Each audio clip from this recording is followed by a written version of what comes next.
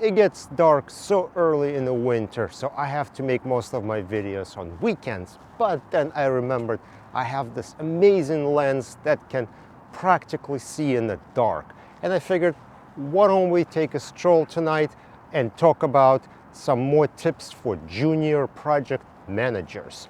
And what I want to talk about is some of the tips on how to talk to tech people, how to talk to people who you send your work to, whether that's a forensic team of people who collect your data for your phone, or there may be like ADD analysts who process your data and run productions, or maybe another department that you have that you're working with.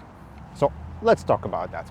And the reason why I want to talk about this topic is one of the reasons for bad deliverables to a client is bad instructions. When project managers put things that are ambiguous, not clear, maybe they haven't interpreted themselves and understood what they mean, well, you have tech people who make assumptions and then data goes to a client incorrectly. So 3 things that I think a junior project manager or any project manager should keep in mind when talking to a tech person. Item number 1, say exactly what you want. Don't leave anything ambiguous. Specify all the details of the project. What do you want done? Do you want PDFs? Do you want them on document level? Do you want bookmarks? What is in bookmarks? Is it the file name in the bookmarks, or is it the begin Bates number in the bookmark? Explain every detail of what you want done. Don't have people guess. And definitely do not say, do something like the last time. If someone ever says that to me, that job gets rejected, goes right back to a project manager. I do not take these jobs. You have to say exactly what you want. Do it like the last time is the worst thing ever, because the person who did it before could have done it incorrectly. And now you're starting to copy what they did, and maybe 2 volumes before it was done differently. And that's why you wind up like with 3 volumes done one way, 2 volumes done the other way. So never ever say, do it like you did last time. You have to be explicit in your instructions and say exactly what needs to be done. Number 2, just like you're going to say exactly what needs to be done, do not include any unnecessary information. Do not just copy and paste email from a client with all kinds of random stuff, instructions for multiple departments, or anything that you don't understand. Remove anything that's unnecessary so the tech person isn't reading what doesn't apply to them, and that's just going to occupy their brain and like, why am I reading this? Why is somebody talking about printing an 8.5 by 11? I'm making PDFs. What is this about? So remove any extra information. And when you do that, when you work with multiple departments, you making your request or multiple requests appropriate for each department. So if you're working with forensic team and processing team and they need to do their part, so forensic team needs to receive instructions that pertain to whatever they're going to do, and the processing department needs to get their instructions. Don't just lump it all together into one set of instructions and just kind of send it and, hey, you guys figure it out.